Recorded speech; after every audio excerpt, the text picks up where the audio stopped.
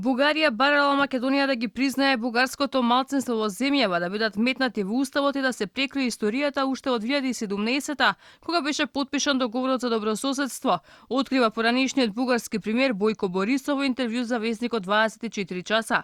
Борисов е јасен дека и било кажано на македонската влада, доколку бидат решени овие три теми, нема да има проблеми во билатералните односи и интеграциите на Македонија. Ние им кажавме на нашите соседи, постојат две-три теми: малцинствата, промената во уставот и изјаснување за историјата. Кога ќе ги решите, ќе предложите напред.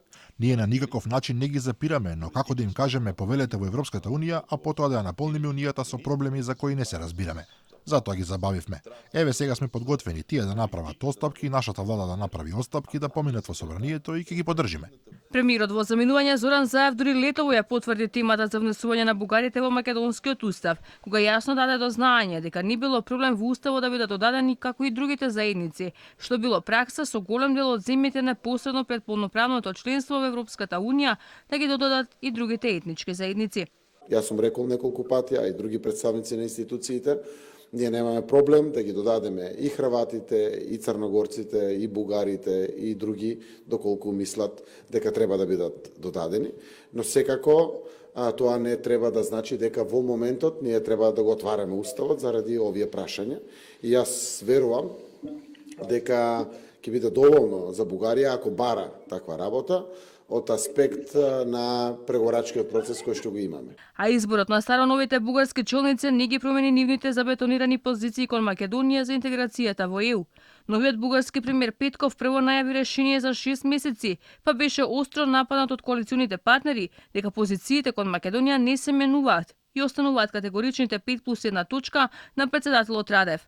На инсистирање на Алфа, првиот дипломат Бујар Османи потврди дека испратени се одговори до Бугарија за сите прашања и сега веќе нема што да се забележи на Македонија, но не конкретизира на што се согласила македонската страна.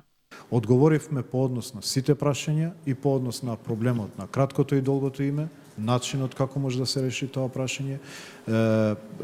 Одговоривме на прашањето на немешање во внатрешните прашања на соседните држави. Одговоривме кон барањето за механизми за спречување на говорот на омраза во двете држави, рехабилитација на жртви на комунизмот, на барањето за внесување на бугарите во уставот и за работата на Историската и образовната комисија.